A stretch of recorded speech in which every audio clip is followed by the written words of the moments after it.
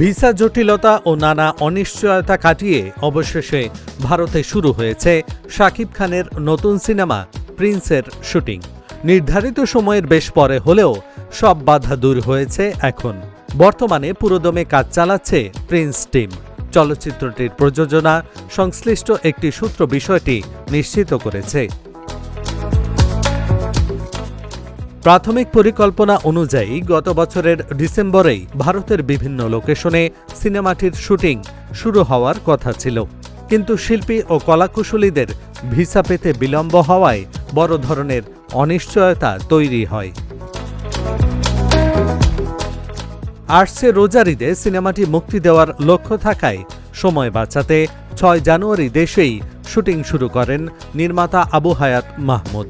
এমনকি বিকল্প হিসেবে শ্রীলঙ্কায় গিয়েও কিছু অংশের দৃশ্য ধারণ করা হয়। তবে গল্পের প্রয়োজনে ভারতের লোকেশনগুলো অপরিহার্য ছিল বলে শেষ মুহূর্ত পর্যন্ত ভিসার অপেক্ষা করেছিলেন নির্মাতারা। ভারতে শুটিং শুরু হলেও বিষয়টি নিয়ে এখনই বিস্তারিত মুখ খুলতে রাজি নন পরিচালক আবু হায়াত মাহমুদ।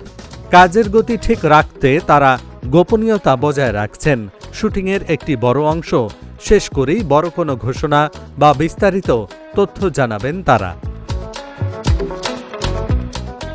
শাকিবের এই সিনেমায় কলকাতার অভিনেত্রী জ্যোতির্ময়ী কুণ্ডু অভিনয় করছেন।